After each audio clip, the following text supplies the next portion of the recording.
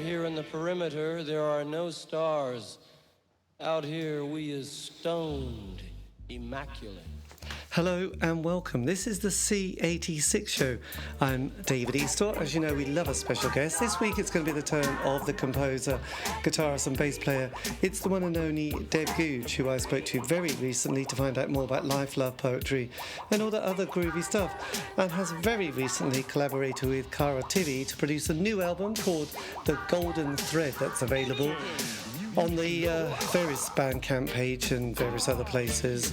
I will put a link in the notes below, but that has come out on the Tiny Global production label, and they've also worked with people like Primal, Thurston, Snowpony, and obviously My Bloody Valentine. And Cara Tivi has worked with people like Billy Bragg, Blur, Everything But the Girl, Lilac Times, The Opez, and many more. But anyway, this is Deb in conversation. So after 7 minutes of interesting but casual chat, we get down to the exciting subject of the early formative years. Deb, it's over to you. Yeah, I'm a little bit older than you, but just by a couple of years. So yes, you would have been similar. I mean, but I think.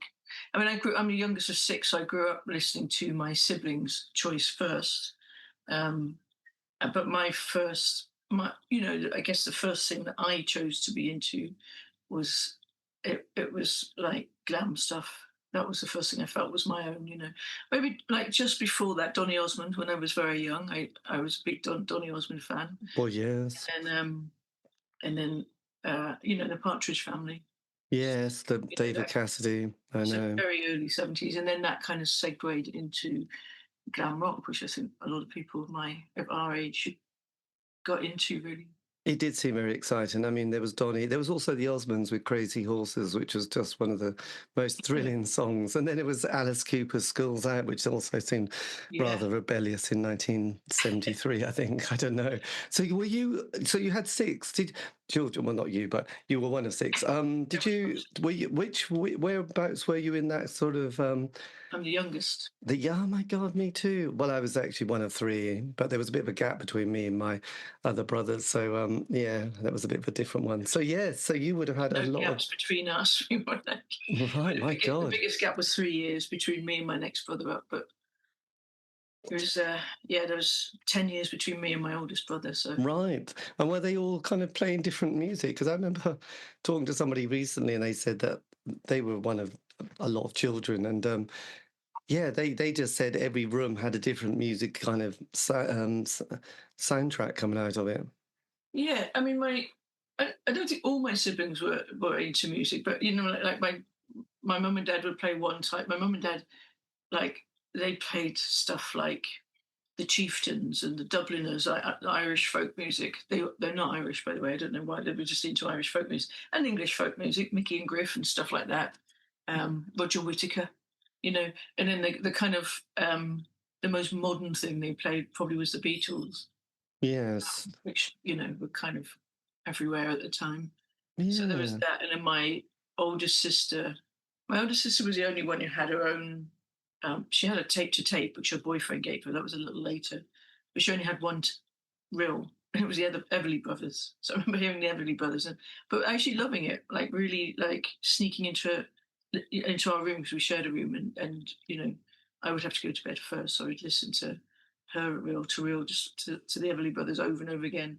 And she also had a transistor radio, which I again used to sneakily listen to, like Radio Luxembourg, and then I'd fall asleep and she would come and tell me off because I'd run the battery out, and Yes, it was always true. Yeah, batteries in those days, that was quite a big thing, wasn't it, really?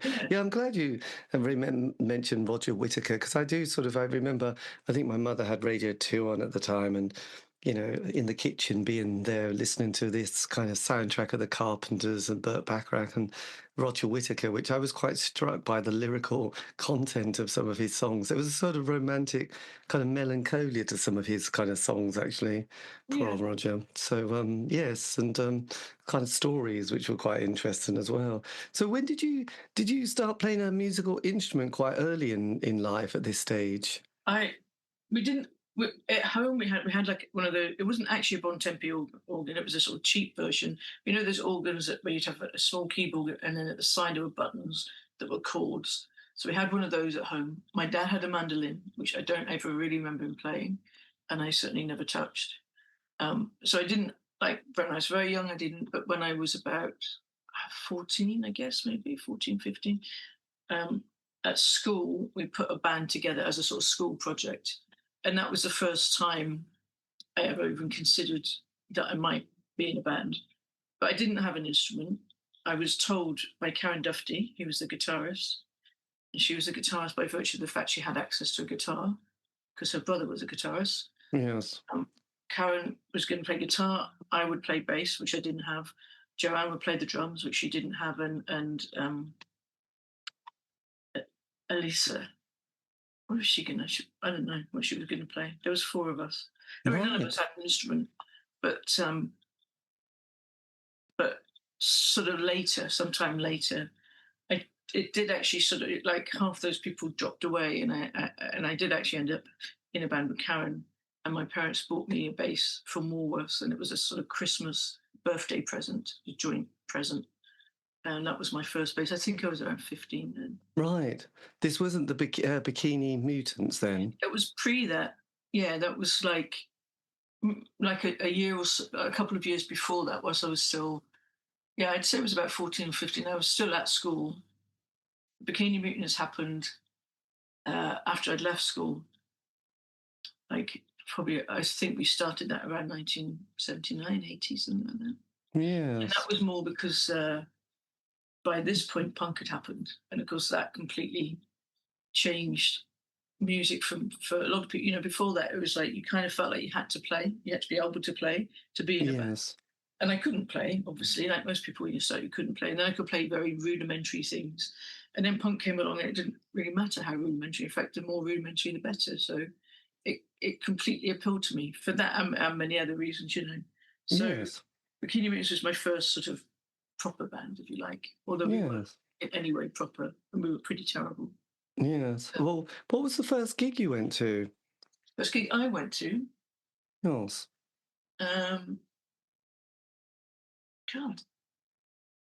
What's the first gig? I can't even remember. It's often quite a moment, isn't it? The first gig is the one that you think, my God, this is the sound, the lights, the darkness, the kind of the anticipation. People walking on stage who are these gods. It's often... I think it would have been. I went to see the Bay City Rollers when I was about 14. My God, that must have been a bit of a scream fest. Yeah, it was. It was at Taunton Odeon. And so I was a massive Rollers fan. But I was too young to go on my own, and I lived in Yeovil, which was about sort of 25 miles away. So my dad had to drive me, and my brother came with us for some reason, and they all came into the show. So there were all these like cool girls in their Rollers kit and everything, and I tried to make my Rollers jumper before by cutting the cuff off and pinning it to the upper sleeve, and it all went horribly wrong, and it ended up still with pins left in it because I didn't have enough time. And then also I had my brother who spent the entire gig with a Yeovil football team scarf, waving it in the air and shouting for Yeovil, even though he doesn't like football at all. I don't know why he chose to do it. I think just to embarrass me. And then my dad, who was just sat there with his fingers in his ears the entire time. So it was a kind of mixed experience, but it was sort of magical as well, you know. Wow, the Rollers at the height would have been just, you know, something else, actually. I could have... It was when... the Shang-Lang had just come out, so it was you know really as they were like just really at their like best, I think. I know. I mean, if we didn't have the Bay City Rollers, who would have known if the Ramones would have been that good? Really, they sort of plagiarised one of the two of their sort of vibe, their songs, didn't they? Hey Ho, you know, Shang-Lang. Yeah, there's quite a I always think there's quite a crossover between the Bay City Rollers and the Ramones. I think that. Great. Two of my favourite bands, so they, you know, I would disagree with you. So when you got to that kind of ripe age of 16, which would have been the late 70s, did you leave school at that stage, or were you still sort of... Yeah, I did go to college for a brief amount of time, but actually my mum was very ill and subsequently died actually when I was around 17, so I left college at that point. And then I went back again. when I was around 19, I went back, or 18. You know, I took a year out basically. I went back. When I went the first time, I was doing English and law. God knows why. When I went back the second time, I went to art school because I realised that would be much more fun. Yeah, so you go. And was Oval quite a scene? Because there was quite a bit of anarcho punks sort of Yeah, punk bands. Were you kind of aware of that and sort of 100%. slightly on the sort of either in it or on the edge of that scene? No, I was very much in it. I was very good friends with a band called The Mob, who were kind of the epicenter of the Yeovil anarcho scene, really. So was that Joseph Porter and We were pre-Joseph as well. I mean, I knew Joseph took over from Graham Fallows was the original drummer, and Joseph took over. Joseph also had a band, Live Power, but that was sort of a little later as well. yes. But Joseph was around. I knew Joseph and his sister Patsy. There was a bunch of us punks who used to hang out in town all the time, and that included, you know, Mark and Curtis and Graham, who were The Mob, myself and Chris and Jem, who became Bikini Mutants, Joseph and his sister, lots, you know, there were lots of us, and we all used to hang out. We were just a bunch of friends, really, who would, we, we go to gigs. We'd also put on gigs. We'd hire out local village halls and put on shows. We had a fanzine. We had a label called All the Madmen, which brought out the first couple of Mob singles, actually.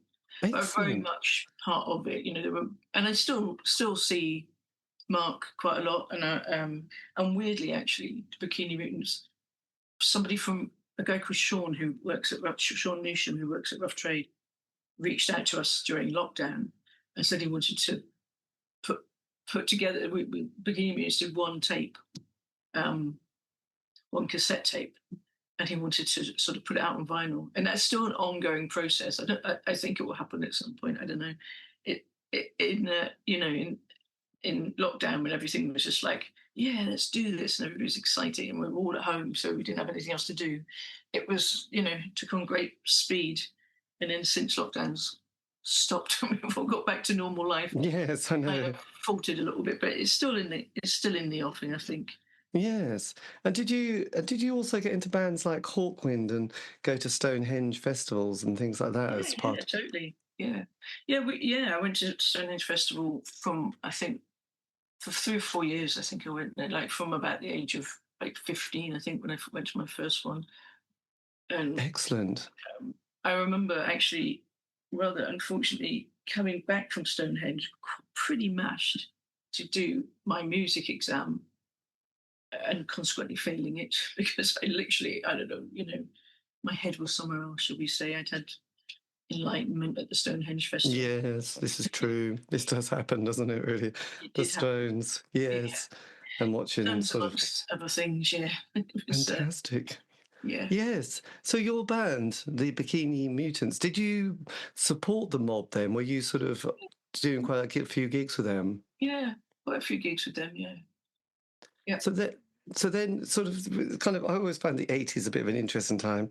You know, like, Thatcher gets in 79, then we had the Falkland War, then the Greenham Common, and then there's the miners' strike, and then sort of obviously at that age, it all feels a bit desperate, doesn't it? It doesn't feel like there's a lot of opportunities and things going on at that point in life, is there? And I sort of realise I haven't done this show for these interviews for so long. That sort of unemployment, job seekers allowance, and enterprise allowance schemes was a great way to sort of for people to supplement their lifestyle and sort of be in a band for a year or two, which is I great for think the crit. that and the fact you could squat, you know, there was a very healthy squatting scene at that point. And yeah, both that combination of things was amazing for bands and artists and, you know, creatives of all sorts. It was, yeah, it really sort of gave you, you know, you could live somewhere for pretty much nothing.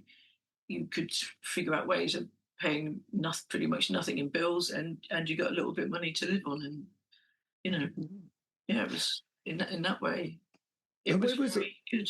Yes, well, absolutely. I mean, it was an amazingly kind of creative time.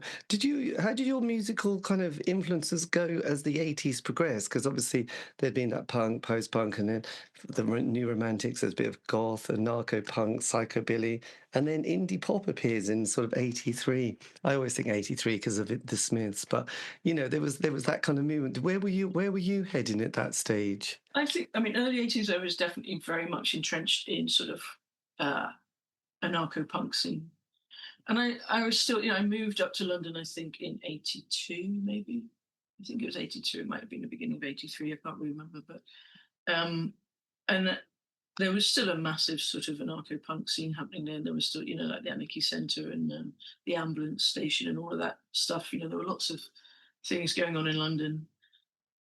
And most of the gigs, I mean, most of the gigs I went to were fairly small gigs, like put on by sort of anarchy band, anarcho bands.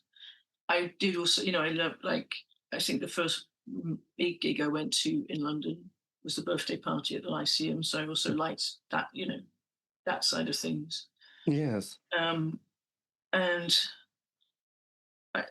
yeah, I think in the beginning of '80s, I was very much still in this sort of anarcho type scene. But I did really, there was a lot of I guess what might be classed as goth that I also liked. I still loved like things like the Banshees and Bauhaus and even the Cure was sort of going in that direction at that point. They hadn't been it initially.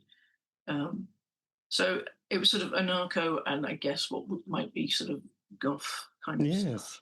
But also, things like Killing Joke, I don't know, lots of, different, but like. So when you went to London, were you still on a course at that stage, or had you gone seeking, a musical? I went to London for two reasons. Well, one, because the two of the people from from Bikini Mutants had moved to London, so Chris and Martin had moved here, but also Mark from the Mob, he was living in London at the time. He was squatting, so I knew that I could just come up and sort of stay with him. So I kind of had somewhere that I could go and stay. Yes. So I did. So Yes. I sort of, I think I sort of always knew I wanted to leave Somerset for various reasons. Um, Largely because the thing that made it bearable was all my friends and the bands and things like that, and they had largely gone. And then secondly, because because I'm gay, it wasn't the best place to be gay No. in the late '70s in Somerset. So I kind of, I was always going to go. It was just whether I was going to go to Bristol or London. And London, I had more friends here. I knew more people. And like I say, I came up, and initially when I came up, I stayed in Mark's squat in Islington, actually. Right. And did you have sort of the Australian contingent, like the Triffids and the Go-Betweens, or from New Zealand, the Chills? Because I'm amazed with all these bands that sort of come over and sort of yes, find themselves squatting in these kind of areas. It sounds very romantic, but at the time it wasn't. But yes, it does sound quite interesting. People go, oh yes, Robert lived there, and so from that band lived there. Sort of, it was quite nice. I didn't know any of them personally. I knew their music, and I was a fan of their music, but I never met them. It was slightly different. It was more like more like the Mob and Sounds and Here and Now and that sort of side, Androids of Mew, that side of things, that I knew. Were Thatcher on acid? Were they about at that stage? Yeah, I can't remember when they started. Actually, Thatcher on acid. I think they probably did start. I think after I'd left Jovo, sort of around that point, so early '80s. So Yes. would have been around, yeah. There was just a lot of tribes going on, wasn't there, actually? And then sort of the mid-80s, this is when you join My Bloody Valentine. How does that come about? Because they've been around for quite a while, haven't they? They've been in Dublin. They've been in Dublin under a couple of different names, and then as My Bloody Valentine, they basically they were offered a show in Holland, and they just up sticks and went to Holland, and they played that show, and they stayed in Holland for I don't know, a month or a couple of months or something. Found some more shows. She may have been a bit longer than that because I think Kevin was working in a flower market, so it might have been a bit longer. But they stayed there and they basically exhausted the scene where they were staying, and then they went to Berlin. That's right. Was David in the band at that stage? Dave and Conway? his girlfriend Tina, yeah. So Yes. Dave was the singer, and they didn't have a bass player. Tina was, they had a keyboard player, Tina. So the four of them, Kevin and Colin and Tina and Dave, went to Holland, and then left Holland and went to Berlin. And in Berlin, they met um, this guy Dimitri Hegelman, and Dimitri was in a band called Leningrad Sandwich, and Dimitri also ran a record label, and Dimitri ended up putting out their first record, This Is My Bloody Valentine, on his label. Right. And the singer in Dimitri's band, Leningrad Sandwich, is a woman called Annie, who was my girlfriend at the time. So she spent half her time in London and half her time in Berlin. She went between the two to be, So, so they met Annie basically through their connections with Dimitri. And when they decided they were going to move to London because they could squat and they could sign on and all this, they could just basically live. Tina had said she didn't want to be in the band anymore, so they asked Annie, because they knew that she lived in London, if she knew any bass players, and Annie mentioned me. So when they moved to London, Colin gave me a call, and that's how we. Oh, that's good. I'm sure from memory now because I read that book by James Brown, or the first part of his book. The writer, not the singer. I think he was in Berlin with the band at one stage. He seemed to remember some part, because he was part of that Leeds scene, and then fanzine writing and being very excited. I seem to remember him sort of mentioning being in Berlin with the band at some stage, but that was several years ago I read that, so it might be wrong. Anyway, it's all. I mean, I've met James, but much later. I haven't read his book, I have to say. So. Well, the first half is quite surprising. It's really good. I sort of highly recommend it. It kind of captures the scene superbly of that 80s time of indie pop and squatting and fanzine writing and stuff like that. So when you got into the band, did it sort of all come together quite nicely to begin with? Did it feel like a good sort of vibe between each member? Yeah, I think so. But the thing is, they never told. Like, I went for an audition, and they never actually told me I got in the band. They were quite shy, I think, and they didn't actually tell me, and they told me sometime later that I used to. There was a thing about sort of cutting the sleeves off your T-shirt in those days, and I cut the sleeves off my T-shirt, which means that the armholes are quite wide and open, and I never used to wear a bra. And I think that one of my boobs popped out, and they were just too embarrassed to say anything, so they could barely look at me, let alone say, "You're in the band." They just said, "Well, the next practice is so and so," and I went back, and and it just carried on like that. So yes, I remember that. Actually, they never actually. That fashion is quite something, actually, isn't it? If you want to sort of be very authentic, cutting the arm thing and the big. Yeah, you get juice. Yeah, I know. Quite a lot skinnier at the time. And the neck thing as well. I know. Yeah. I know, we love to follow. And then you signed to Lazy Records, didn't you? Which was the home of the Primitives, I believe. Yeah, it was a bit after. Yeah, we had records out before that. We signed, first of all, we never signed. We had a record out on Fever Records, the first record, a record called Geek. That was on Fever Records, and they were a label that we used to rehearse down at a place called Salem Studios near Euston, in a basement near Euston, and a couple of guys there ran a label, and they put out our first record. That was an EP called Geek, and then the second one was on Kaleidoscope Sounds, which was Joe Foster's label. Yes. And then Sunny Sunday Smile, I think that was on the same label, and then we signed to Lazy. Again, I don't know that we actually signed, but we went to Lazy, and it was sort of around that point that Dave left. That's right. Yes, because I got a copy of Strawberry Wine. I now remember that cover so well. 87. So this is the new lineup, isn't it? Yeah. Yes. Yeah. I wanted to join in 87. Yeah, you're right. Right, and that was it. Did that feel like quite a kind of a gang at that stage, 87? Yeah, I mean, I think the thing with any band is it always sort of feels like a gang. You know, it sort of has to in a way. I mean, I guess some gangs have a little more infighting than others. You know, um, but yeah, it is kind of a bit like you sort of you just are a gang. You know, and it felt like that from you know whenever you do gigs, whenever you go on the road. Um, it changed. You know, obviously changed when Belinda joined because Belinda and Dave are very, very different characters. And also, you know, Kevin and Colin and Dave had known each other from Dublin for years and years. Kevin and Belinda met and fell in love and went out. So that got a whole different, you know, sort of feel to the band as well. And then also, like Belinda's another woman in the band, and we got on really well. And we still do get on really well, you know.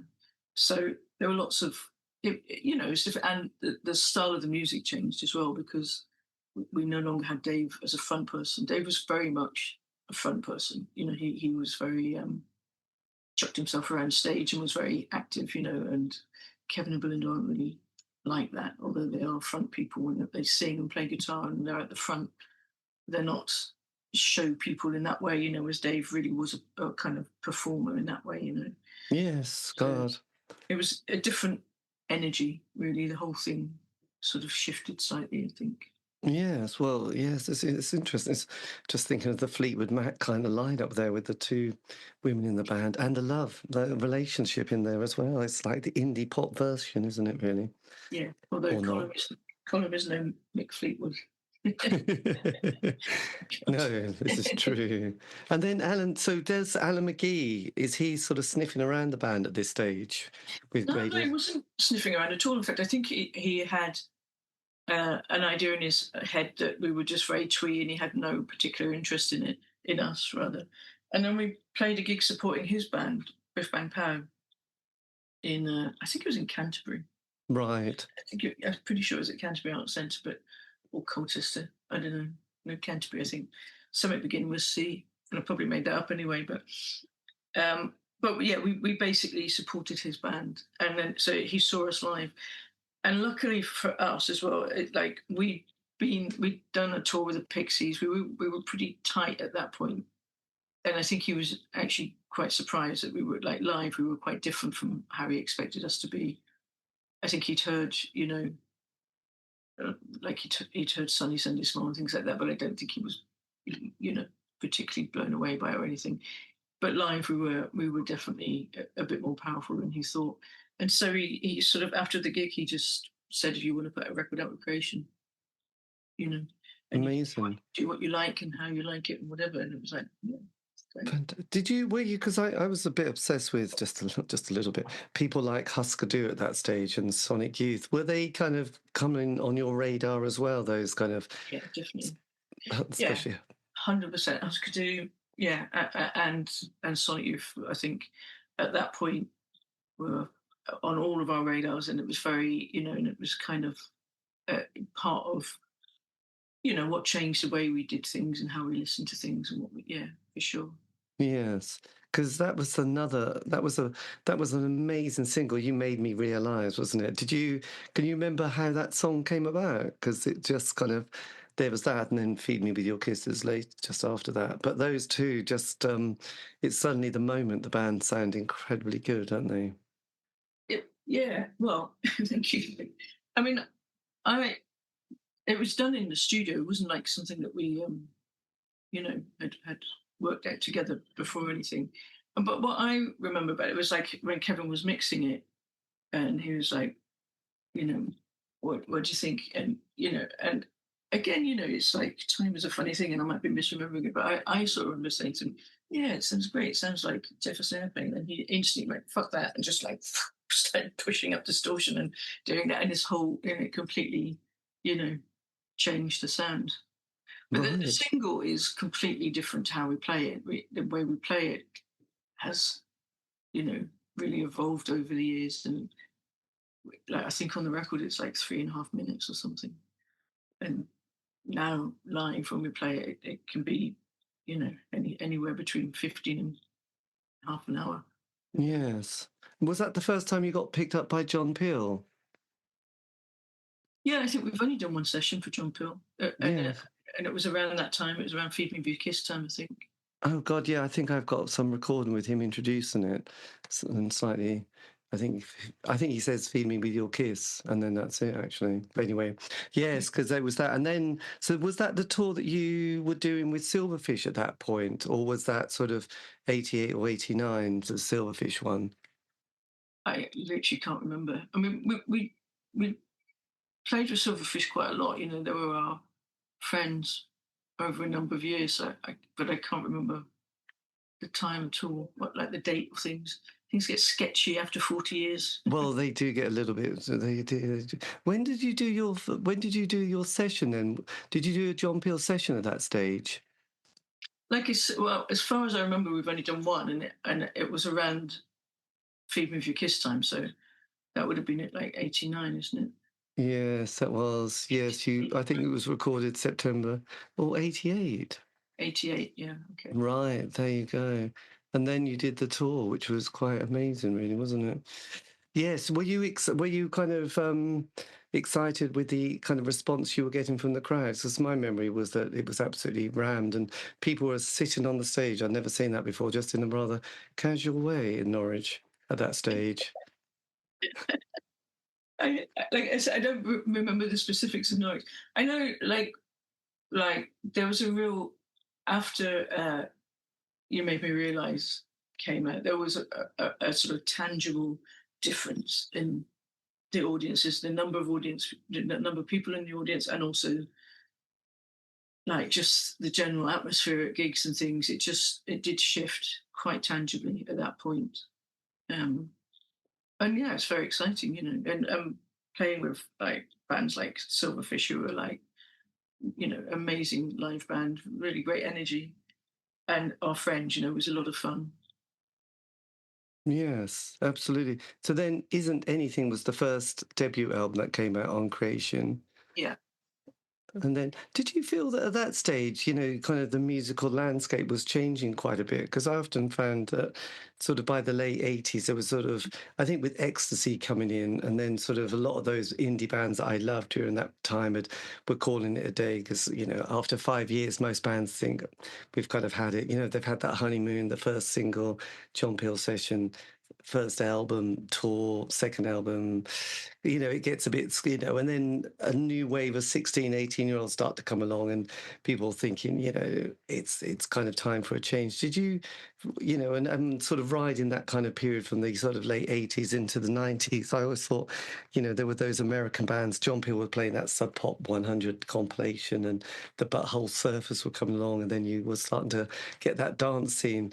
How did you find it as a band and an artist dealing with that moment? For those moments. I think, I mean, it did, you know, I think, yeah, definitely when Ecstasy came along, it did change.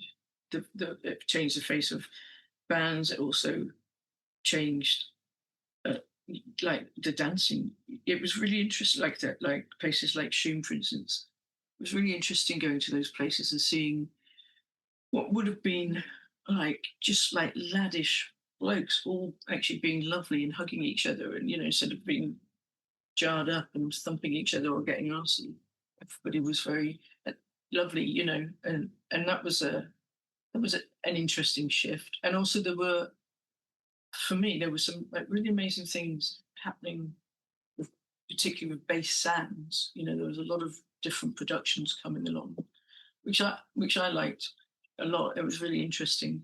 I don't think we ever like you know, I think we've always, like all of us, are always very interested in what was going on around us and musically what was going on. And I think music always changes and evolves, you know, and you sort of take bits you like from all sorts of bits and leave the bits you don't like. And, you know, and I think it would have been pretty dull if things had just stayed exactly as they No, were. God, yes, it would have been. There's only so much jingly jangly indie pop you need in life Yeah. before you kind of think, okay, I don't need another collection and Yeah. another band. But it was, you take a bit. I loved the John Peel show just because he had such a eclectic taste in music that you'd listen to, Yeah. Well, Bulgarian folk or the Bundy Boys or early rap music or indie pop or Napalm Death, and it's Yeah, it kind of it's just it's quite nothing like nice. John Peel, and it's hard to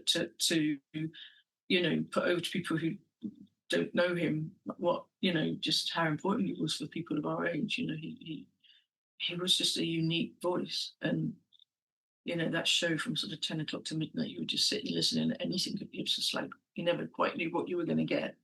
Some of it I didn't like at all, and some of it I really liked, and but it was you just always listen because it's fascinating. And like I said, there was just nothing like it. Yes, I know. I've been lost ever since, really. Yes, it's hard to know where to go. Thinking, I don't know. Is Yeah. this, it felt like he did all the work and said, I think this is probably the best reggae track I've heard this week. So have a listen to this, and this is possibly, and it felt like he'd curated it really well, and I kind of trusted him, which is probably a bad Yeah. thing, but I did sort of also trust him, so it made life a lot easier during that time. And then because you were on Creation Record, then you signed to Sire Records in America. Was that? Did Well, you have did you have management at that stage? it was sort of simultaneous. Like, we were on Creation in the UK, and we were on Sire in America. So we were sort of licensed through to Sire. It wasn't, Right, so it we wasn't. didn't have management. We never really have had management. No. And was Glider, was that sort of new material that you released? That was an EP, wasn't it? It was new then. I mean, some of it came out like soon was on Loveless, but it was out before Loveless, so it was like a taster, if you like, for the album that was going to come. So, but it was there were new tracks Yes. at that point. And so when you went to record Loveless, what was that process like, kind of putting the material together for that album? It was quite long, or at least it felt quite long at the time. Um, uh, Again, my memory of it is that we didn't, we hadn't worked up the songs beforehand at all. A lot of the songs I think were still in Kevin's head. Um, and we went through several studios. We went through quite a few different engineers. We had lots of different things, and um, it was a long process. Were you relieved when it sort of eventually was like, right, we can go and tour it? Sort of. I mean, I think when it was, I was relieved and nervous. Yeah. I mean, I was when it was finally finished. It all seemed a bit surreal, to be honest.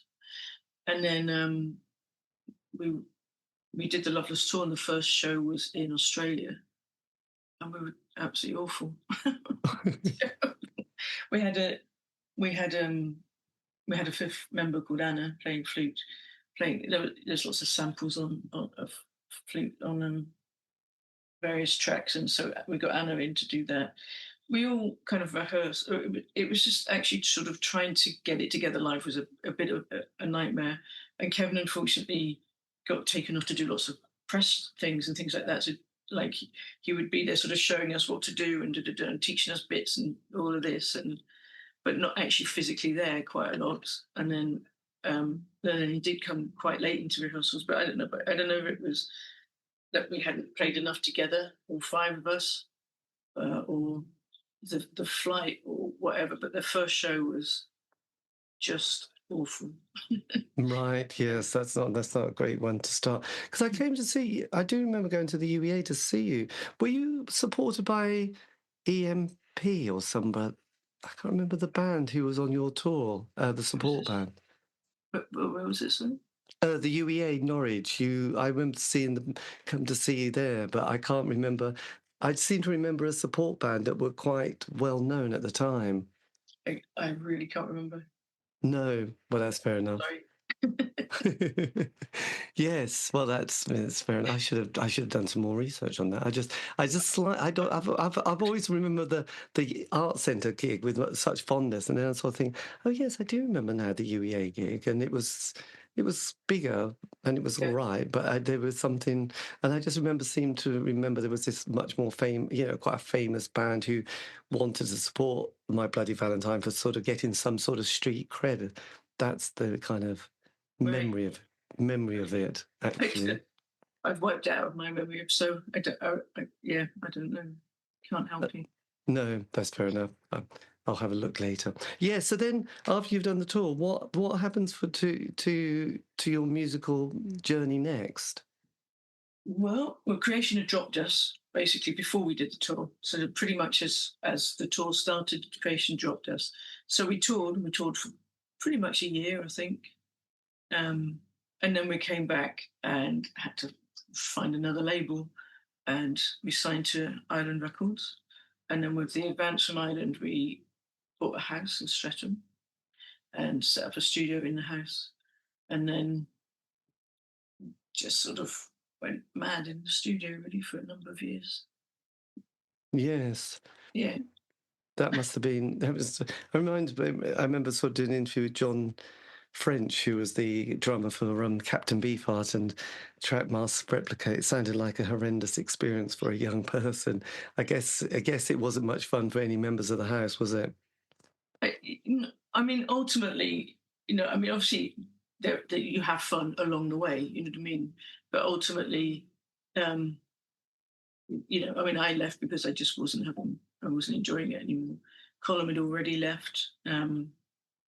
Again, I think, yeah, ultimately, it became very surreal and very unproductive. And, yeah, we were just going a bit crazy in there together, really.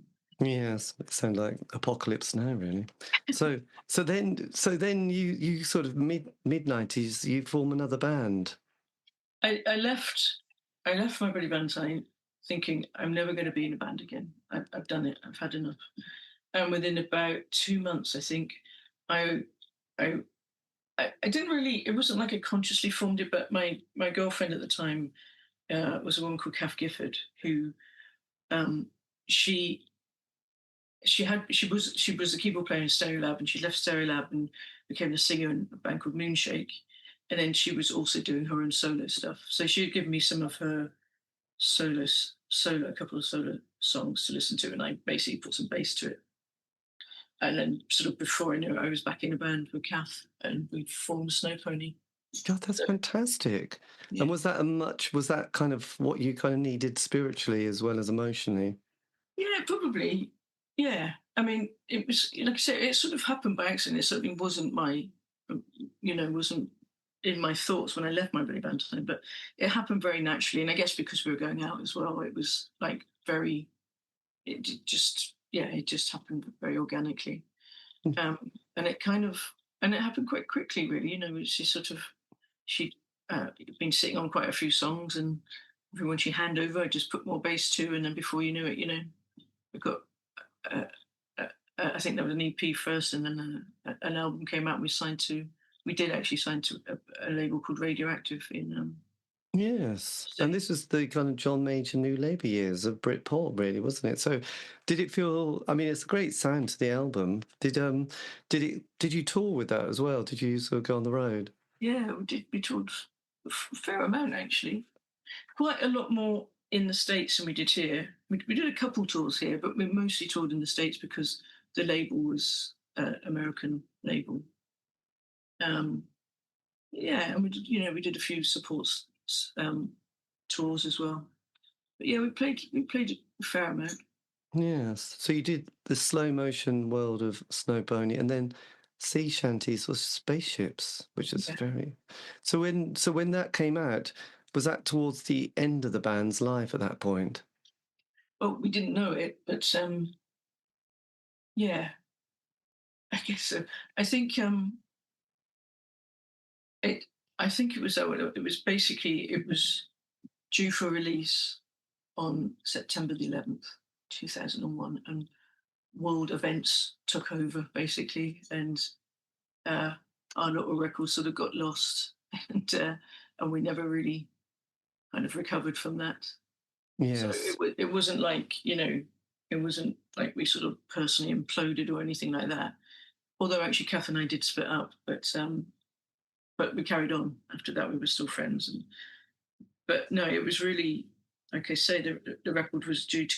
It came out the same day as Twin Towers got mowed down, so it got lost, and then we never understandably, obviously. Yes, well, God, it was quite some Yeah, occasion. I remember that period kind of quite well. We were thinking of having a move and sort of, and it was, oh my God, have you seen what the news is? yeah. This is not good timing. It's like, why did they choose it then? That they had no idea what was happening in our lives. Yes. So then, how do you navigate the O years? What's that period like? So, yeah, so after Snowpony, I didn't really. I went back to school. Yeah, I didn't really. I mean, I still played music with friends and things, but I didn't. Um, I didn't have any sort of idea of doing it sort of professionally or putting another band together. I went back to school. I went to Birkbeck College at the London University and studied humanities and multimedia. And I did that like a degree for four. It was a part time, so it was 4 years. God, that must have been quite a nice break, actually. Yeah, it was very different. I'd never thought of myself in any way as an academic or but I like lots of my friends were always like you should go and do it, you'd be great. And it was very good for my confidence. And like I always thought, a lot of my friends are academics and they're very bright and all of that, and I always felt a bit like, God, I can't even spell. And they just encouraged me to go and do this, and it was great. It just sort of gave me an excuse to read lots of books that I'd always thought about reading, and time to sort of think about things in a slightly different way. And I think it was a good thing for me to do at that point. Yes, Yeah. God, it's yes, there's a lot of musicians who have had a similar world time and then going on to teacher training and becoming teachers. But that's that path actually. Yeah, so that was the O years, I did do a bit of teaching. I mean, like further education teaching in my time. I have done that. I did after I was teaching because I was also simultaneously started up. I'd always done a little bit of design and stuff, so I started my own company doing like just design layout stuff, and websites have just come in. So yes. I did sort of trained up in HTML very early on and started doing web pages and things. So I sort of, yeah, kind of that's how I earned a living. And I did also do a little bit of teaching web design and teaching Photoshop at further education colleges around London. Oh, nice. God, that's interesting. And then the band has reforms, doesn't it? Sort of 2008. Yeah. 2000. Was that a surprise, suddenly having that opportunity or door open again? Yeah, totally. I hadn't, you know, I just hadn't thought about it at all. I'd seen, I used to, like we stayed in contact over the years. I'd go to lunch with Belinda every now and then. Colin, I saw the least because he moved to San Francisco and LA for a while. And Kevin, I used to see the most actually because he had a studio relatively near me. So sometimes I would just see him, bump into him, whatever. And Yes. also I would see him at gigs. We occasionally go to the same gig and I see him. So we were fine. We got on fine, and it wasn't like we didn't see each other loads, but when we did, it was nice to see each other. Nice. But yeah, he just rang up. I think he had sort of said something might happen. There was some sort of offers coming in and da da da, but then he didn't. And then he rang up like I think it was around the sort of September or so in 2007, and said, "There's definitely going to be shows next year. Are you up for it?" And yeah, I said yes. And then I was just like, Jesus Christ, how are we going to play this? Because we hadn't played a gig since for 16 years, I think. Um, but it was amazing, when we the first rehearsal.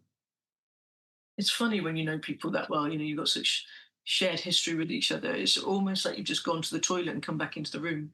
It's like there's a sort of familiarity and comfort and with each other that's always there. You just sort of there's something inherently that's just there. And all the other things, there's hierarchical things that will probably never change, and but you get older and you're just like, this is the way it is. It's fine.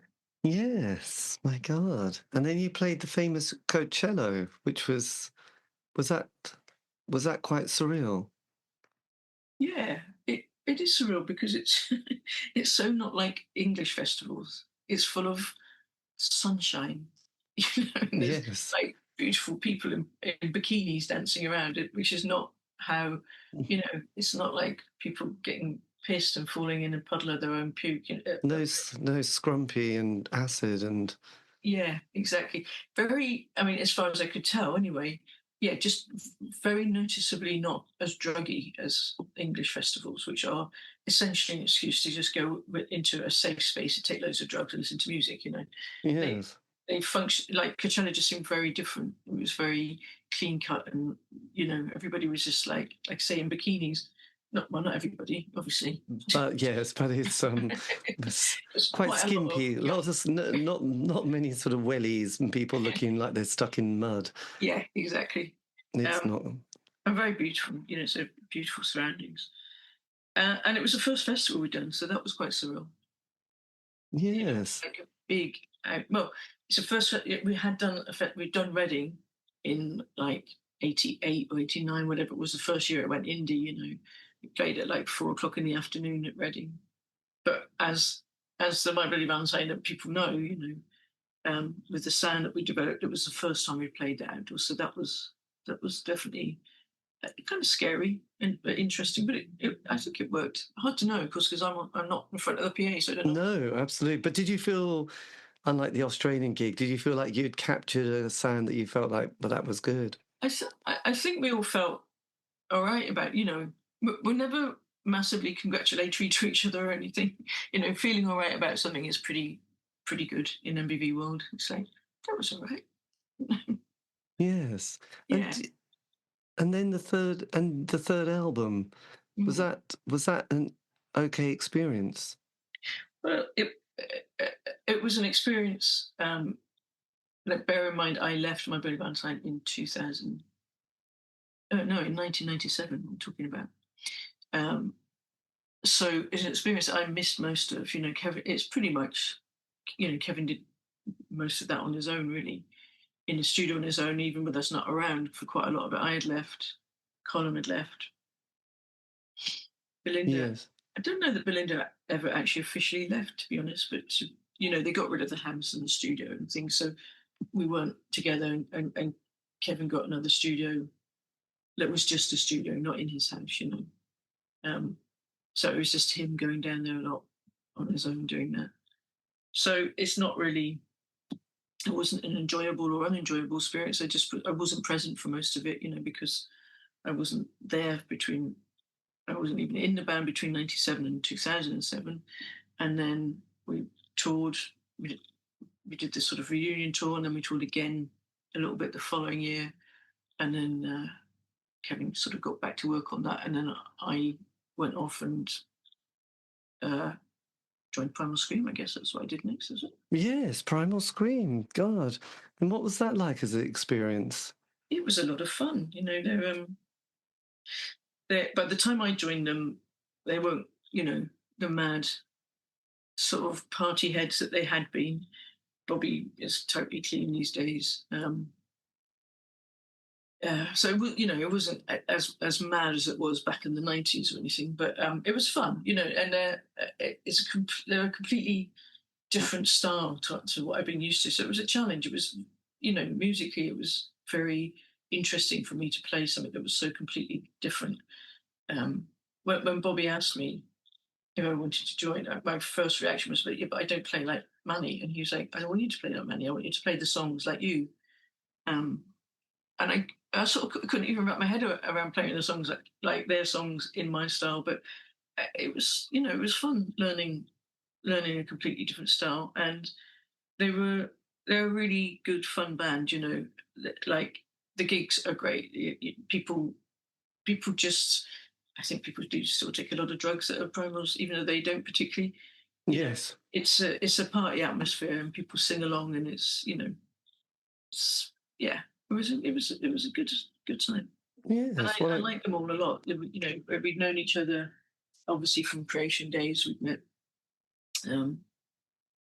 But it wasn't like we weren't like best buddies or anything. But it was like, it was nice hanging with them, and I still, enjoy seeing them, and still sort of. I'll go to their shows. When they're in Yes. London. And then sort of 2014, you start working with Thurston. Mm. Was that a kind of a dream come true, having the great Thurston Moore to sort of see how he works and collaborate with? Yeah, totally. Thurston's amazing. He's very, and also the other thing that's really great for him is he's so completely opposite to Kevin. Like it's really interesting to work with two people who are like, very sort of seminal in their own right in very different ways and sort of some ways similar, but their working process is completely different. Thurston is like super quick, and he's kind of um, he like his. I think his favorite thing these days, particularly, is improvisation. It's not always. It's not like 100% how we work as a Thurston Moore group. He'll come in with, songs pretty much prepared, but then he lets you do what you like. He barely gives you any sort of direction or anything. Occasionally, he might say, "Oh, yeah, you might want to pull it back there," or so, but very little in the way of direction, And he works super quickly, like really quickly. The first time, like he just rang me. Actually, I don't think he. I think it might have been James who reached. James, who was the guitarist with Thurston, who reached out to me and asked me if I'd be interested. And then Thurston rang and said, he had some days in the studio coming up the following week, and did I want to come in? Steve was coming over to do some stuff with Lee, but before Lee's tour, he had a couple of days off, so he was going to get Steve to do some drums, and James would do some guitar. And do you want to come in with your bass? And I was like, okay. I had no idea what he meant. I didn't know what he meant even by studio. I mean, rehearsal studio or recording studio. I had no idea. Turns out it was actually a recording studio, and we went in. I'd never met Steve before. Actually, I met him the night before because him and Thurston played a gig with Yoko Ono weirdly at Cafe Otto, so I went to see them. Right. But I had no idea. I'd never heard any of the music he was doing or anything like that. He just kind of, sort of plays this piece, and it seems incredibly complicated, and he's just like, just do something around a G in this, and I'm like, okay. It's like there's section 1, and you're just about to get your head around section 2, and he throws section 2 at you, and then it's like section 3, and then you go, okay. And then he sort of was directing me with his feet. He had these scraps of paper on the floor, like 1, 2, 3, and he would like point his foot at 1 or 2 or 3, and that was the one you were supposed to go into.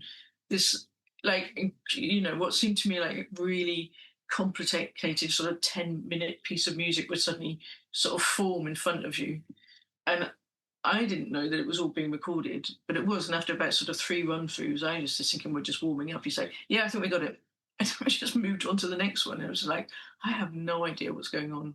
And that was, and it went on like that. I think there was like 4 or 5 tracks, and that came out with some other tracks as The Best Day. The Best Day. It was like, to me, it was like madness because I'd never worked like that before. Right. My God. Quite a long process, and there's like when we play live, we practice, it's like, and yeah, Thurston is the opposite. So it's been very interesting to have those different disciplines or undisciplines or whatever, Yes. God, yeah. And did you play tour when you did the album as well? Was there a tour with that? Yeah, we toured. I toured a ton with Thurston. We toured fairly quick. I can't remember. Like the album came. Yeah, the album came out. We did. I think the first gig we did was Phil Day, and then we went to Sweden, and we did quite a lot of touring. We've done a lot of touring around Europe, lots and lots of touring in the States, obviously because Thurston's American. Yeah, with all of the album, I've done 4 or 5 albums for Thurston. Yes, because the next one was Rock and Roll Consciousness. Yeah. And was that a similar process as well? From Rock and Roll Consciousness was a little bit more worked out in that we were on tour. We'd been touring with The Best Day, and we were actually doing a lot. We were touring quite a bit, and we were sort of working stuff up in sound checks and things like that. So when it came to actually recording, which we did at the church in Crouch End, some of the bases were already there. Right. Yeah. Oh God! Do you spend much time at Cafe Otto? Is that a recommended venue? It looks so cool. I mean, not loads. I've been there I've been there plenty, but it's not like I'm there every week. There was a point, I think, when Thurston was pretty much there every week, but he's no longer in that area, so he's not there as much. But Yes. it is it is it is a very cool little place. I think people are often surprised when they do go there how little it is. It is a cafe in the daytime, and then by night it's a venue. Yes, I think it's probably like it's just I see the lineup and I just think, God, that it looks so bohemian. yeah, it's Yeah. amazing. Like, and it's kind of crazy they're still going. It's like I don't know, maybe 10, 15 years they've been going with really quite extreme left field music. And they manage to keep it going, and often have like really, it's often really really busy there. Yes, well, it's amazing. And then there was the next album, By the Fire, that you did with Thurston. Yeah, probably. I'm just gonna say I'm just listening to you. You tell me. Yes, well, I think it probably was. There was Spirit Council, there was Yeah, I By the did that Fire, as well. and Yeah. then Screen Time. So I wasn't sure, were you all Screen on all the... time is like nothing to do with me. I did uh and what's the new one called? I have to look it up. It's listed something listed. I did I did Best Day, Rock and Roll Consciousness, By the Fire, Spirit Council, and the new one which is called Just Talk Amongst Yourselves. Yes, well, why By the... It's called Um, Flow to Critical Lucidity, right, that came out last year. right, Or my maybe God. maybe the beginning of this year, I can't remember. But No, yeah, it was 24, wasn't it? yeah, okay, last year. It was his ninth solo studio album, actually. My God, so. Do you feel? I mean, because I often find that a bit fascinating with David Bowie and his lineup of bands and how that just comes about. Does that feel like a very stable thing sometimes being a musician, or unstable thing where you just think, well, I get this project and we do the album, then we do this tour, but it's all quite. It could just be a year and that's the end of it. How does that feel as a person dealing with those kind of Yeah, unpredictabilities? it is like that, and also you don't know. um, like I said, I mean, I've done a fair amount with Thurston over the years, but Thurston wasn't very well for the last year and a half, so we didn't really tour that album. Um, and MBV weren't like Kevin's still finishing our album, and so there was nothing. That's kind of why I did the solo stuff, because I was suddenly like, shit, I haven't got any money, I haven't got any gigs, I haven't got anything. So I wasn't like I'd been hankering after doing solo stuff all my life. It sort of came about by accident because Jem, who's the drummer with Thurston in Europe and the UK, when Steve wasn't playing. Uh, he was putting on a night at the Servants Jazz Quarters in Dalston, and they needed like a third act. And John, who's the electronics guy with Thurston, John and Jen were one of the acts in the middle, and he was saying to John, who should we get? Got any ideas? And John was like, we should get Deb to make some noise. And I was like, you should get me to make some noise. And Jen was like, why don't you make some noise? And it just sort of happened like that. I didn't really think he was taking it seriously. I certainly wasn't. But Jem's one of those people that you sort of mention something to, and the next thing he's actually doing it. So about 3 weeks later, he sent me a poster and said, is this okay? Is this how you want to go on the poster? And I was just like, oh my God, actually doing it. So I didn't really have the balls to just go on and make some noise. So I did sort of structure some things, and work some things out with a kind of looper that I've had for years, and make some noise on top of it. But that's kind of how the solo stuff came around, because I didn't really have anything else. Right. God, I know that is so. I just, would find that so hard to deal with that unexpected quality, really. Mm. It is quite You something. get used to it, you just have to adapt. I think I'm very good at adapting, which is why I can be in different bands, why I can suddenly find myself with like, you know, no work. And like I say, I have also sort of have this sort of second bow to my string, which is I still do little bits of design and things like that. So sometimes that picks up some, it's something that sometimes balances itself out. Somehow I've managed to sort of scrape along. Yes. So how And did your relationship with Tiny Global Productions, how did this come about? I was told about them actually by a couple of people. Um, First of all, a woman called Keely who's on them, and then secondly, a guy called Dave Callahan, who I've known for years and years. Oh, he was in the Wolfhounds In a Wolfhound, yeah, that's right. and Moonshake. That's it, yeah. So I've known him, uh, I, th- I think like mid 80s, the Wolfhounds and My Bloody Valentine played a gig together. That's when I first met him. And then we've sort of remained friends over the years. I was actually at a gig at the Lexington, and I was speaking to him, and saying that I'd finished this album. I didn't really want to put it out myself. The first record, the first Deb Googe record solo thing I did, I put out myself, and it's a split. It was a split 12-inch. So my Jem, the drummer, you know, got me to do the gig, then got me to make a record. But it's his band on one side and me on the other side. Right. We put it out between us basically. So we just paid for it and just put it out. We didn't have proper distribution. We had a tour, so we sold it at gigs.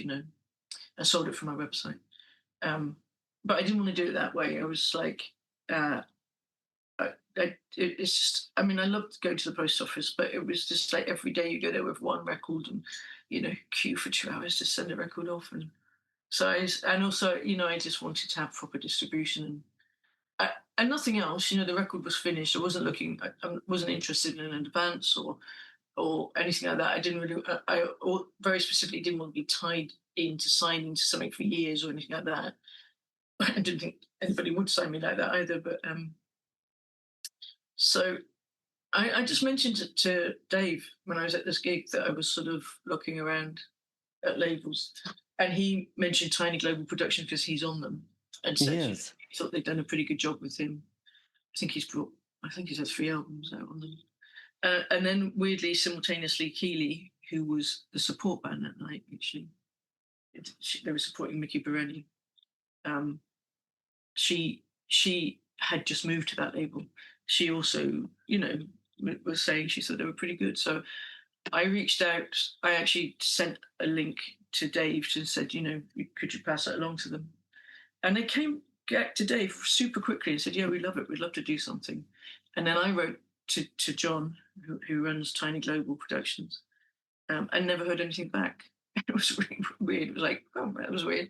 And then, I don't know, maybe 3 weeks later or something, I get a message from Dave and he's like, did anything ever happen? I was like, that's super weird. I reached out to John and he just never got back. So Dave did, and it turned out, he'd been in his spam for the last 3 weeks, and he thought I wasn't answering him, and all of that. But then, when we did talk, it kind of happened pretty quickly. I had a couple of things that I was very kind of that I wanted to happen. One was that I wanted it to come out quickly because I knew a couple of people I was talking to were like they were interested, but they couldn't get it out until late this year, so late 2025 or possibly even early 26. I knew that my Bloody Valentine was doing stuff then, so that I probably wouldn't, have time to go out and like tour it properly or anything. So I was quite keen to get it out quickly. So that was the first thing. And John was like, "Yeah, I think we could get it out by March, April." And he was true. It came out I think on the 7th or 9th or something of March or something like that. And then the other thing was I wanted it to have some kind of proper distribution, and they work with Cargo, which is great. So that was pretty much what I wanted, and it's just been sort of done on a handshake, and. Yes. So, but this is very much a collaboration. This project, though. This one. Yeah, it's with my friend Cara, who I've known for years and years. I've known her, I don't know, maybe 20 years. We met because Cara's friend Matt met and fell in love with my friend Nikki, and they got married. And because of that, our family got together, as it were. So I met them because Nikki and Matt got together, really. So, and I've, Cara's she's a fantastic pianist and really like she's classically trained, and she's like really into like more in a sort of classical stroke jazz sort of sphere, I guess. But she's Yes. done a lot of session work, and she's worked with people fairly long term. She's worked with Everything But a Girl, Billy Bragg, Blur. She started off, or rather, the sort of first band that people would know was she played in the Au Pairs in Oh, the was that early with 80s. Leslie Woods? Yeah, with Leslie. And ironically, now Leslie's reformed, and Jem and Alex, guitarist from Thurston, are her new drummer and guitarist. So it's kind of weird. So Oh, Cara was her keyboard player back in the 80s, and now Jem, who I play drum, who I'm in the band with, it's her new band. So fantastic. I saw Leslie supporting the Chameleons a year or so ago and was mm, talking about getting back into music. Which is very yeah, exciting. I saw her last night. Strangely, like not playing. I went to see Gina Birch, and she was there. Fantastic. I used to see her quite a lot, many, many years ago. We have lots of friends in common, but she completely doesn't remember me at all. So, Oh, Leslie. Yes. Oh, she's great. Yeah. So you got this collaboration, and then how does that kind of come together with two very different musicians and a project and thinking, right, we've got a time bit here and we've got to, it's 8 tracks, isn't it? How did you work together? we had no, there was no concept that there would be an album or anything. I've known her for years. We were both at a mutual friend of ours called Catherine. Um, she used to put on a festival in Suffolk called Prima Donna, which is a literary festival, but it would have like its main focus was on books and things, but it did have some music. And Cara was there playing in the afternoon, I think, or early evening. I was there doing a DJ set one night, and I was just there for the weekend, hanging out really because we were just hanging with friends. And Cara again was hanging out for the whole weekend, even though she just played, one set. But at the end of her set, I think it had a couple of Vinos, and they kind of went up to her and was just like, "What your lovely, beautiful, soft, delightful music needs is a bit of noise." And much to my surprise, she agreed with me. And sometime later, I don't know, a month or two later, she came up to my studio in London, and because she doesn't live in London, she lives in Hertfordshire, um, Herefordshire, sorry. Um, and she came up, and we literally just like improvised. We just like I'd make some noise, she'd respond, I'd respond, and that was it. But I record everything, um, and then after she left, I basically just listened through, and something will just come out and grab me, and that will be the sort of beginning of it, and then from there I'll kind of build outwards. So it's not, it starts off completely improvised, but then it ends up like with me taking bits and structuring it, sometimes into pieces of music, and other times into actual songs. And Yes. yeah, Good. but there was Uh, no, it wasn't like we didn't sort of sit down and go, let's write a song or let's make an album. It just happened like that, and over a period of a couple of years, I think she came up maybe 4 times, maybe. And after each time, I'd listen through things. But when I had a chance, I was still touring a lot with Thurston at the time, so it wasn't like I was, I could sit down and that was all I was doing.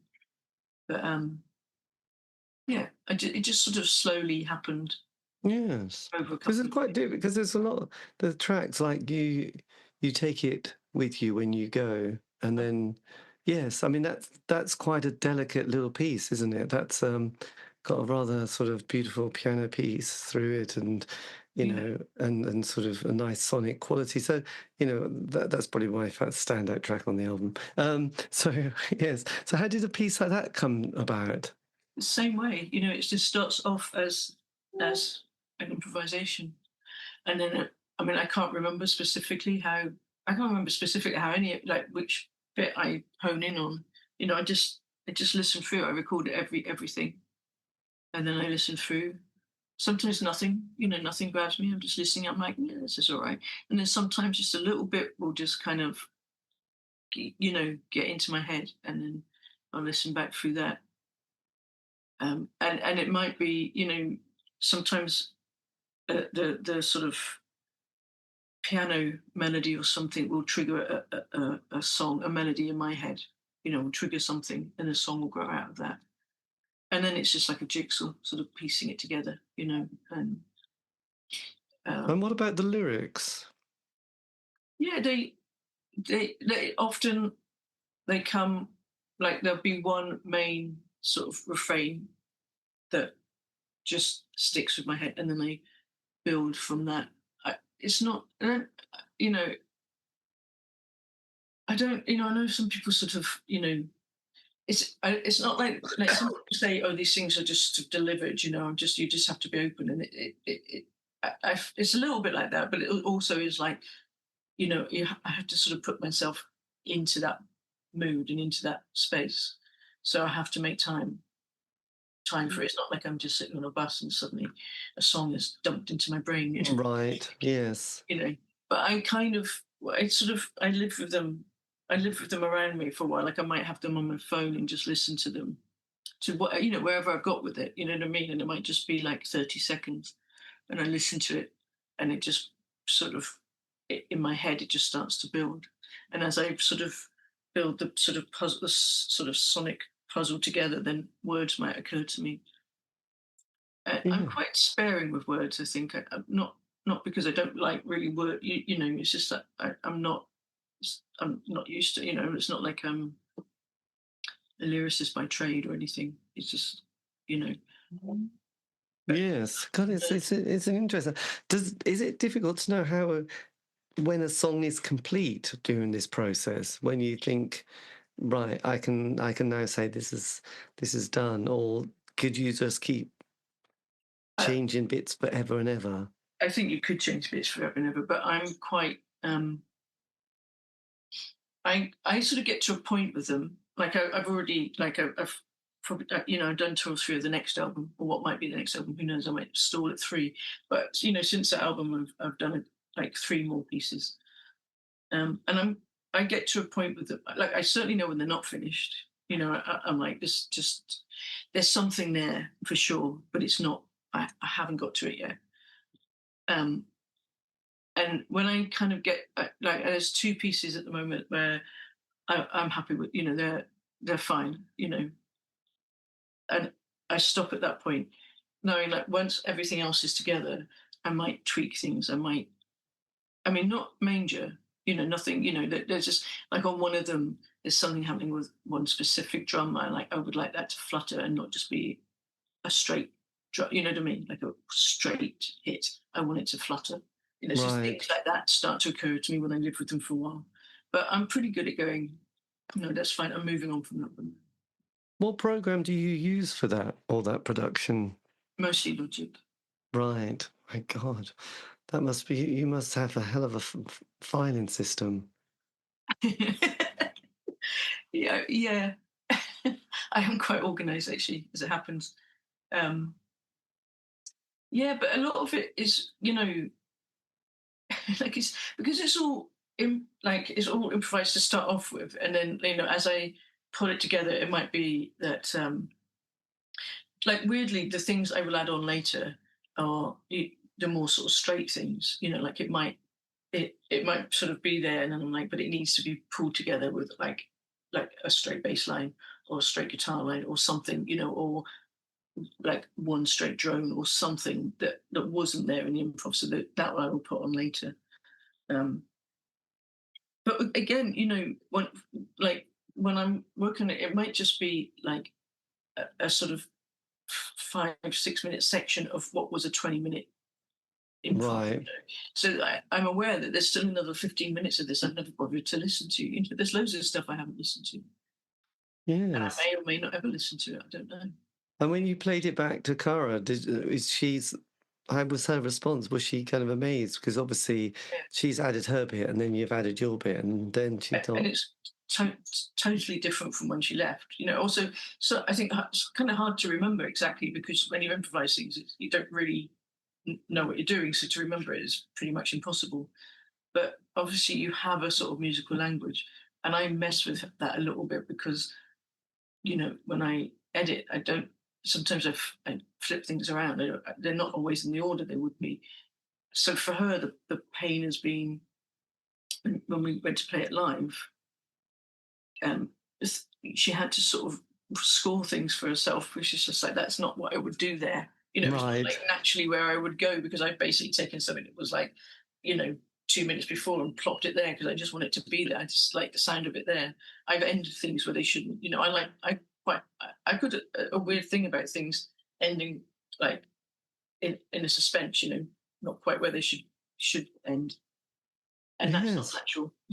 So what sounds or feels natural to me isn't always the same with her, and I chop bits out and I do things that she wouldn't, and I put spaces in where they wouldn't always go, and so yeah, I think they are a surprise, but she's always very positive about it.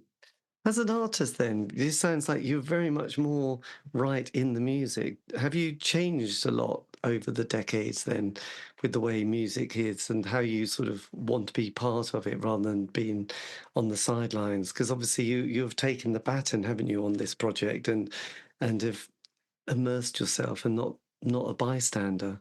Yeah, yeah. I mean, I don't think I would have done that, at any other point in my life. I don't think I had to get to this stage of my life to sort of have the confidence to do that, and also not worry about how people would react to it.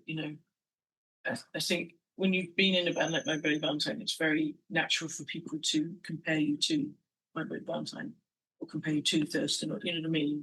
It's very natural for people to do that, and I think I would have been very wary of that before, and now I don't mind. I'm like, firstly, I think it isn't like either of those things. It's sufficiently different to not have a direct comparison. But if people do that and they say, "Oh, it's not as good as My Bloody Valentine," I'm fine. It's like, that's your opinion. That's fine. And I think I wouldn't have been like that when I was younger. I was way too sensitive and insecure it would have hurt me a lot more. Now I'm just like, that's fine. It's just one person's opinion. Yes, well, my God, when you've worked with so many people and seen different processes, which must be so valuable as an artist to see how different people work and Yeah. people's attitude to the sound or the sort of final mix and think, God, that's rather casual. Rather than, God, you're not going to get even uptight and neurotic about it. You've just done it, which is quite refreshing, isn't it, sometimes? Yeah, I think it works. Yeah, it is. It's nice, and I think um, it it's also why I was like I said with the label thing. I literally just wanted somebody who could put it out with distribution. The last thing I want to do is like get tied to having to put a record out for somebody in a certain amount of time. I don't know if I'll ever put another record out again. But having said that, sort of just about finishing the third song. So there's a fair chance I might put out another record. But if I stall at song number 3, fine, I'll just throw them up on Bandcamp and, that will be it. Or I won't. I might just keep them in my cupboard. Yes. Kind of cupboard. Good old Bandcamp, actually. So you've done live shows for this. Have you got any more live dates on this project? Right now on this project, no, I haven't. I basically, we've done quite a bit of tour, a few gigs on this, and the only reason I've kind of put a bit of a hold on it is I've got a couple of shows with Thurston over the summer, and then from September onwards, I'll be concentrating on MBV stuff because we've got some big shows coming up at the end of the year. So, and I knew that, and as I said earlier, that's why I sort of wanted to get this out early rather than later. So, no, there's nothing. I mean, it's kind of festival season now, and like I said, I've got a show. Weirdly, 2 shows in Oslo. So one in the city of Oslo with Thurston, and then one in a club called Oslo in Hackney in London with Thurston over the summer, and then from September onwards, I'll be doing MBV. So once MBV sort of kicks off, they're kind of fairly, they're big shows, but they're fairly small runs, so that there's like 4 shows in the UK and Ireland, and then 4 shows in November, and then 4 shows in Japan in February. There almost certainly will be some other shows along the way, but once that gets going, there'll be major gaps in between. So I think I might sort of look to be doing stuff around then, but It's quite nice to be able to know that that's there on the calendar, actually, isn't it? And then you know that you can have that intense time when you're not in that project and in a different space that you Yeah, it sort of punctuates the year really, or time, and it must be quite nice actually to have that rather than just an open calendar and thinking, yeah. how do you get kind of like that kind of tense? I must work because I haven't got that much time left to do it. Yeah. Yeah, or the So opposite, which is a very, very full calendar. I don't think I particularly want to do, like 2 years straight touring either anymore. I've done it, and I really enjoy playing live and I enjoy touring, but I think, as you get older, it's nice to have like it's quite nice to do a week and then come home and then yes, go off, but the first time I ever heard that was when I did an interview with Niels Lofgren, and he said, "Oh, I get homesick. I can't be away for more than 3 weeks because I just Right. want I can't be away for more than 3 weeks. So that's it. Yeah. I've got my family, I've got my animals, I've got my home, and that's not going to stop. So and I thought, oh well, that's good, isn't it? But I think when you're young, probably. You think, great, I won't have to pay any rent and worry about the electricity. I'll just be on the road eating quality food It's in. exciting. You're playing every day, and you're meeting new people, and you're drinking every night, and you're partying, and and it's a lot of fun. But yeah, you kind of, yeah, I think as you get older, it's like you can't physically keep up with it either. Yes. And is there any new material on the band front, or is there just talk? Yeah, but no, there's definitely new material. I can't say when it will come out, of course, because I don't know. But 100% there's new material. Yes, God, that's just great. Does it feel quite a relief having had that experience and then having the opportunity to sort of have it as a nice side hustle as well as your other bits and pieces? Has it made that kind of time when the band was happening and the ups and downs feel a little bit nicer now that you're in a more harmonious position? Um, I mean, it's different. It's a different vibe altogether. Yeah, I mean, it is. It's. We all have our life. We all live quite separately, but we all get on well when we get back together. I think we always sort of did, really. I mean, we were never.